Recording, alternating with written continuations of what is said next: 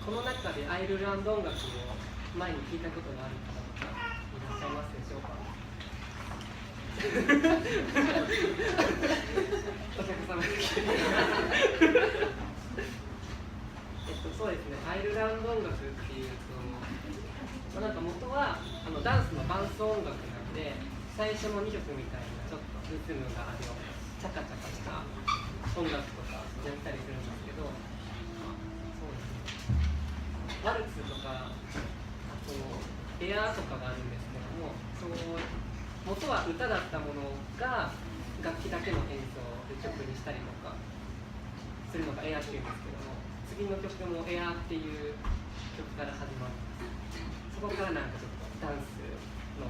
楽しい感じのリズムがつなげていったりしてました。そういう感じで楽しんでください。